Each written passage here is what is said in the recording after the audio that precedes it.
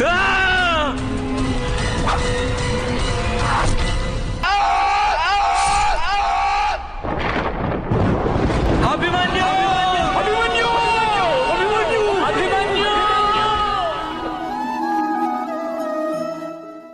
Guys, welcome back to our channel. ఈ video క్లిప్ని Mahabharatam serial నుండి తీసుకున్నాం. ఇందులో అభిమన్యుడు ఎలా మరణించాడో చూడబోతున్నాం. చూసేద్దాం రండి. మిమ్ము ఆదేశిస్తున్నాను గురుద్రోణ, శస్త్రాన్ని అందుకోండి. గురుదేవా, మీరు ఈ రోజు ఇంతటి అధర్మాన్ని చేస్తున్నారా? ఈ విధంగా చేతిలో శస్త్రం ఉండి హృదయంలో కరుణ లేకపోతే వాడు కిరాతకుడు. వాడు ఒక వేటగాడిలా వేటాడుతుంటాడు. వాడు యోధుడు అనిపించుకోడు గురుదేవా. అది మీరే నేర్పించారు గురుదేవా. కానీ ఈ రోజు మీరే కరుణను ఛేదిస్తున్నారా గురుదేవా?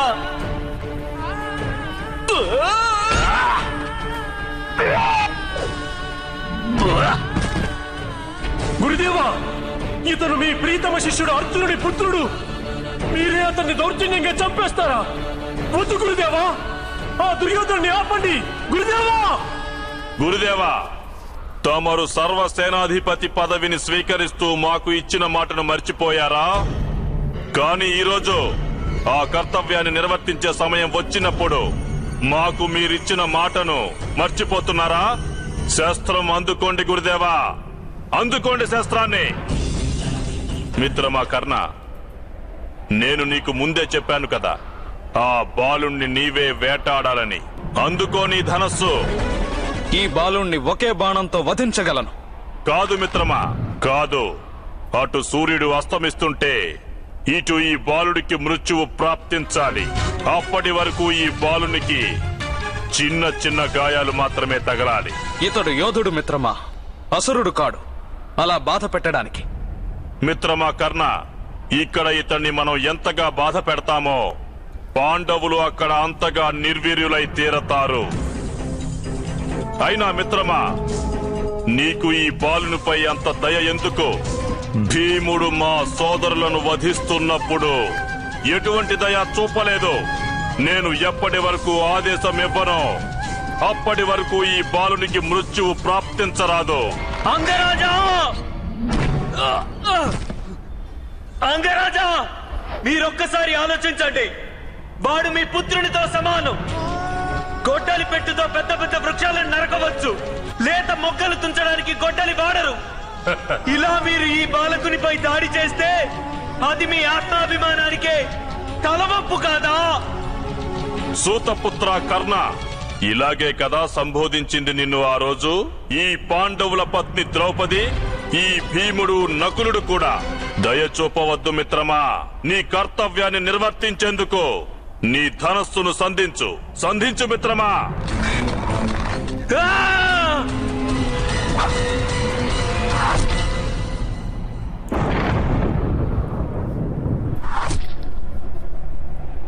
శస్త్రాన్ని సంధించండి గురుదేవా, సంధించండి శస్త్రాన్ని.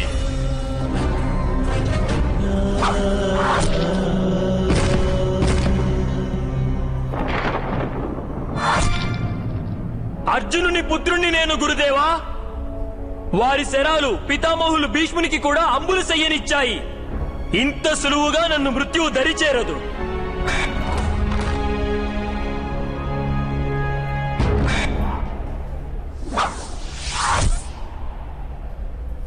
మాధవ, మీరు బాధపడుతున్నారా?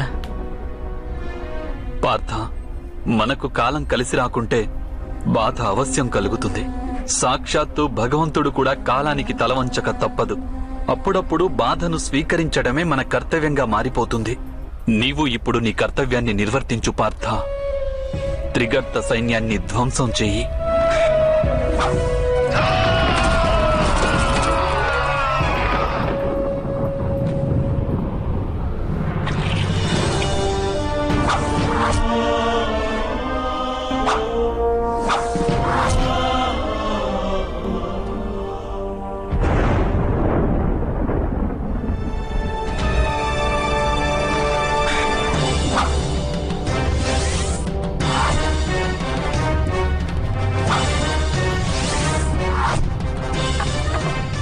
మిత్రమా కర్ణ, ఆ బాలుని ధనస్సును పడగొట్టు.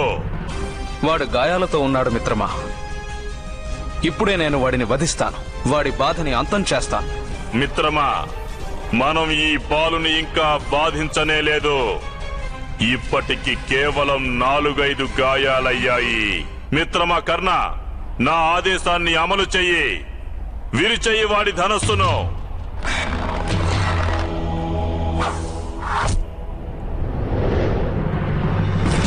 మామయ్య, ఈ బాలుని చేతులు శస్త్రాన్ని ఎత్తేందుకు కాదు, తన ప్రాణభిక్ష కోరేందుకు చేతులు ఎత్తాలి.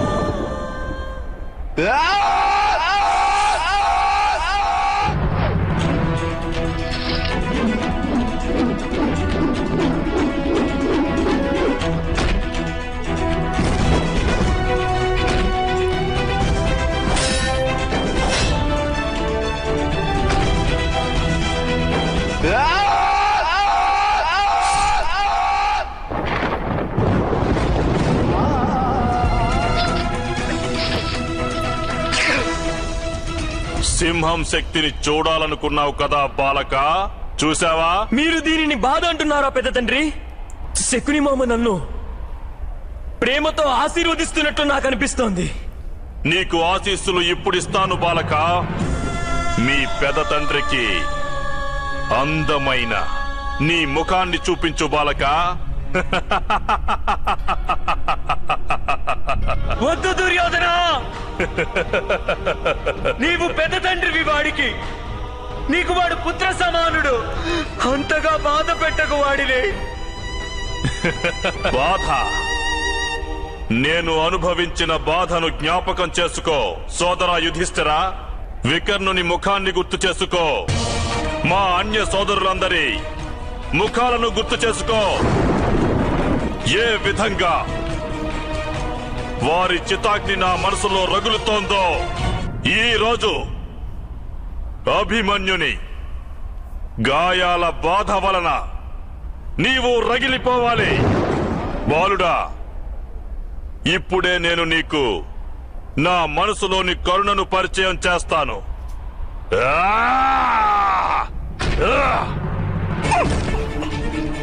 దుర్యోధన!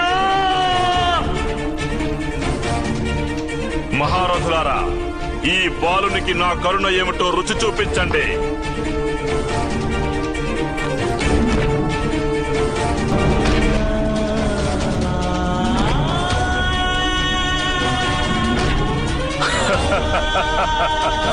మిత్రమా, ఇక చాలించు.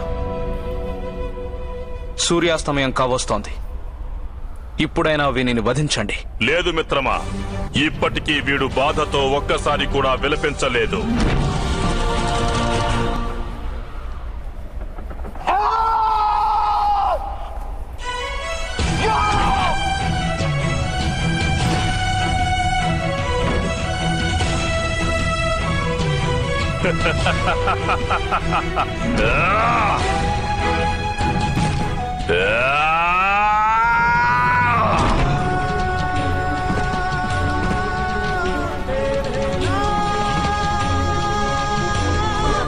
పెద్ద తండ్రులు, చిన్నతండ్రులు,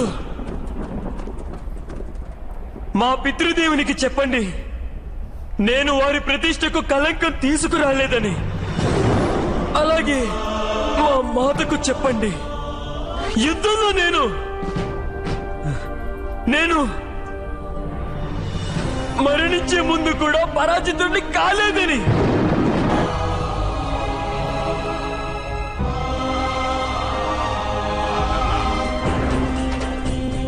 ఇప్పటికీ వీడు మరణించేందుకు సమయం కాలేదు. ఇప్పుడు సమయం వచ్చేసింది పుత్ర. ఇప్పటికైనా శాంతించి నీవు స్వర్గానికి పయనించు. విశ్వంలోనే సర్వశ్రేష్ఠ యోధుడన్న ప్రతిష్ఠ నాకు గాని అర్జునునికి గాని ప్రాప్తించదు. ఆ ప్రతిష్టను నీవు మా నుండి దోచుకున్నావు పుత్ర. నేను చూసి గర్వపడుతున్నాను.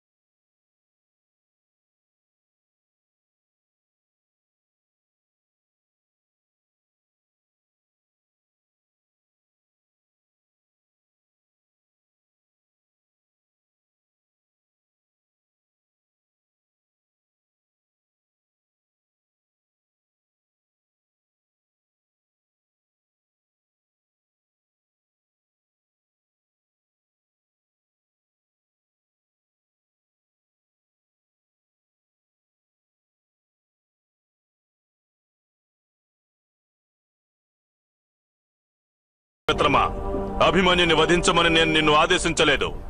ఇప్పుడింకా సూర్యాస్తమయం కాలేదు. సూర్యాస్తమయం అయింది మిత్రమా. అభిమన్యుని వంటి మహారథులకు మృత్యువు సంభవిస్తే దానినే సూర్యాస్తమయం అని అంటారు. పదసారథి.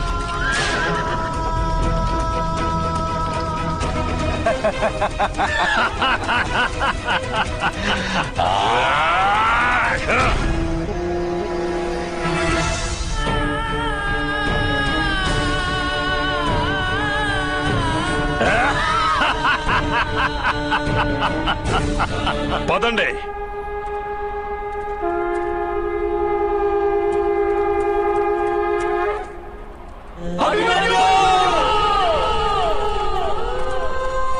నపుంసకులారా, ఆగండి! ఇదేనా మీ సామర్థ్యం? ఇదేనా మీ యుద్ధ నీతి? ఆరుగురు మహారథులు ఏకమై ఒక బాలుణ్ణి చంపుతారా? అభిమన్యు, అభిమన్యు, నకుల, సహదేవ, వెంటనే దివ్యౌషధాలు తీసుకురండి. వీడి ప్రాణాలు కాపాడండి. కావాలంటే నా ప్రాణాలు తీసుకోండి. వీడి ప్రాణాలు కాపాడండి. అభిమన్యు, అభిమన్యు, అభిమన్యు, అభిమన్యు. సో చూసారు కదా గైస్, ఎంతో తీవ్రమైన యుద్ధం చేశాక అభిమన్యుడు వీర మరణం పొందాడు. అండ్ ఈ సీరియల్లో చూపించినట్టు అభిమన్యుడు అలా చనిపోలేదు, ఎంతో వీరోచితంగా యుద్ధం చేసి మరణించాడు. అది ఎలాగంటే పాండవులని సైంధవుడు అడ్డుకున్నాక అభిమన్యుడు పద్మవ్యూహంలోనికి వెళ్తాడు. వెళ్ళిన తర్వాత అక్కడ మన ఈ సీరియల్లో చూపించినట్టు కొంతమంది కాదు, ఎందరో మహారథులు ఉంటారు. దుర్యోధనుడు, కర్ణుడు, అశ్వత్థామ, గురు ద్రోణాచార్య, కృపాచార్యుడు, శకుని, ఇలా ఎంతో మంది ఉంటారు. సో వీళ్ళందరూ అభిమన్యుడితో యుద్ధం చేస్తారు. అభిమన్యుడు చేసే యుద్ధానికి ప్రతి ఒక్కరు గజగజ వణుకుతారు. అంటే అంత తీవ్రంగా యుద్ధం చేస్తాడు. అక్కడున్న ప్రతి ఒక్క మహారథి భయపడతాడు. అక్కడ అభిమన్యుడు జస్ట్ 16 ఏళ్లే, కాకపోతే అతని సామర్థ్యం ముందు ఎవ్వరూ పనికిరారు. అండ్ దుర్యోధనుడు అంటాడు, ఏంటి గురు ద్రోణాచార్య, మీరు గొప్ప యోధుడు, అలాంటిది ఈ బాలుని ఓడించలేకపోతున్నారు, ఎందుకని అని అడుగుతాడు. అప్పుడు గురు ద్రోణాచార్యుడు అంటాడు, అభిమన్యుడు విల్లు విరిగి కింద పడేంత వరకు అభిమన్యుని ఓడించడం చాలా కష్టం అని చెప్తాడు. సో అక్కడ అభిమన్యుడు చేసే యుద్ధానికి ప్రతి ఒక్కరు భయపడతారు. అండ్ ఇక్కడ కర్ణుడు ఏం చేశాడంటే, కర్ణుడు భయపడి యుద్ధం నుండి వెళ్ళిపోతున్నట్టు నటించి వెనక నుండి అభిమన్యుడు వింటి నారి తెగేలా కొడతాడు. అంటే గైస్, అభిమన్యుడు ముంగటి నుంచి యుద్ధం చేస్తూ ఉంటాడు. సో ఇక్కడ కర్ణుడు నేను యుద్ధం చేయలేను, ఓడిపోయాను అన్న రీతిలో వెనకల నుంచి వెళ్ళిపోయి ఆ వెనుక నుండి ఎన్నో బాణాలు వేసి అభిమన్యుడి యొక్క వింటి నారిని తెగ్గొడతాడు. దెన్ అక్కడ వింటి నారి తెగిపోగానే కృపాచార్యుడు అభిమన్యుడి సారథిని చంపేస్తాడు. అండ్ గురు ద్రోణాచార్యుడు ఆ అశ్వాలను చంపేస్తాడు. అంటే ఇక్కడ ఎవ్వరు ధర్మం అధర్మం గురించి ఆలోచించారు, ఓన్లీ అభిమన్యుడిని చంపడమే ఒక టార్గెట్ కింద చేసుకుంటారు. అక్కడ ఎందరో ధర్మాత్ములు ఉన్నారు, లైక్ గురు ద్రోణాచార్యుడు, కర్ణుడు, ఇలా ఎంతో మంది ఉన్నారు. కాకపోతే వీళ్ళెవ్వరికి అప్పుడు ధర్మం ఏంటో గుర్తు రాలేదు. కృపాచార్యుడు సారథిని చంపేశాక అండ్ ఇక వెంటనే అటు సైడ్ నుంచి ఇటు సైడ్ నుంచి లైక్ అశ్వత్థామ, శకుని, శకుని ఇలా వీళ్ళందరూ బాణాలు వేస్తూనే ఉంటారు, లైక్ ఏకతాటిగా బాణాలు వేస్తూనే ఉంటారు. ఇదంతా కనురెప్ప మూసి తెరిచే సమయంలో జరుగుతుంది. సో ఆ సిచ్యువేషన్ ఎలా ఉంటుందంటే గైస్, భీష్ముడికి అంపశయ మీద ఉన్నప్పుడు బాణాలు ఎలా ఉన్నాయో అదే విధంగా ఇక్కడ అభిమన్యుడు ఒళ్ళు బాడీ మొత్తం బాణాలతో నిండిపోతుంది. అయినా కానీ రథం నుంచి కింద పడి కత్తి తీసుకొని యుద్ధం చేస్తాడు. సో ఆ ఖడ్గంతో ఎంతో మందిని సంహరిస్తాడు. ఇంకా ఎంతోసేపు యుద్ధం చేశాక ఆ ఖడ్గం కింద పడిపోతుంది. అయినా గానీ తగ్గడు గైస్. రథానికి ఉన్న చక్రాన్ని తీసి మరీ యుద్ధం చేస్తాడు. ఆ రథానికి ఉన్న చక్రంతోనే వందలాది మందిని చంపుతాడు. అంటే అప్పటికే అభిమన్యుడికి రక్తం చిందుతూ ఏరులై ప్రవహిస్తుంది. అయినా గానీ వెనక్కి తగ్గకుండా యుద్ధం చేస్తూనే ఉంటాడు గైస్. సో ఇదంతా ఏదో పెద్దవాడు కాదు, 16 ఏళ్ల బాలుడు చేశాడు. దాన్ని చూసి ఒక్కొక్కరు ఆశ్చర్యపోతారు. ఇక ఎంతోసేపు అలసిపోయాక వాళ్ళంతా బాణాలు వేసి వేసి వేసి చివరికి అభిమన్యుడిని సంహరిస్తారు. సో ఇక్కడ మీరే చూసుకోండి గైస్, ఇక్కడ ప్రతి ఒక్కరూ అధర్మమే చేశారు. యోధుడితో యుద్ధం చేయడం కరెక్టే, కాకపోతే ఎదురెదురుగా కాకుండా వెనక నుంచి దాడి చేసి చంపారు. అండ్ ఆ 16 ఏళ్ల బాలుడిపై ఎంతో పెద్ద వంచన చేసి మరీ చంపారు. సో గైస్ అందుకే మనం ఆ వీరులందరికంటే అభిమన్యుడు ఎంతో గొప్ప యోధుడని చెప్తారు. ఇక్కడ మనకే తెలిసిపోతుంది గైస్, ఎందరో మహారథులు అందరూ ఉన్నా గానీ అభిమన్యుని ఏం చేయలేకపోయారు. దొంగ దెబ్బ తీసి మరీ చంపారు. ఇక మన సబ్స్క్రైబర్స్ లో కొంతమంది కౌరవుల ఫ్యాన్స్ ఉంటారు, వాళ్ళని పక్కకు పెట్టండి. ఎందుకంటే అక్కడంత గొప్ప యోధుడని చెప్పినా కూడా మన కళ్ళకు కట్టినట్టు తెలుస్తున్నా కూడా దూషిస్తూనే ఉంటారు. అలాంటి వాళ్ళని పట్టించుకోకూడదు. ఎందుకంటే మన వీడియో కిందనే కామెంట్స్ చాలా చూసాను, లైక్ చాలా మంది దుర్యోధనుడికి సపోర్ట్ చేస్తారు, అంటే లైక్ కౌరవుల పక్షాన్ని ఎక్కువ మంది సపోర్ట్ చేస్తున్నారు. ఇంకా అలా ఉన్నప్పుడు మనం ఏం చేయలేం గైస్, వాళ్ళని మార్చలేం కూడా. అంటే క్లియర్ గా అధర్మం వైపు ఉండి యుద్ధం చేస్తున్నారని తెలిసి కూడా వాళ్ళకే సపోర్ట్ చేస్తారు. ఇంకా అలాంటి వాళ్ళని ఏమన్నాలో కూడా తెలియదు గైస్. అంతే గైస్, ఈ వీడియో క్లిప్ ఎలా అనిపించిందో కింద కామెంట్ సెక్షన్ లో తెలియజేయండి. ఈ వీడియో కనుక మీకు నచ్చితే లైక్ చేసి షేర్ చేయండి. అండ్ ఇలాంటి మరిన్ని మహాభారత వీడియోస్ కోసం మన ఛానల్ ని సబ్స్క్రైబ్ చేసి పక్కనే ఉన్న బెల్ ఐకాన్ ని క్లిక్ చేయండి.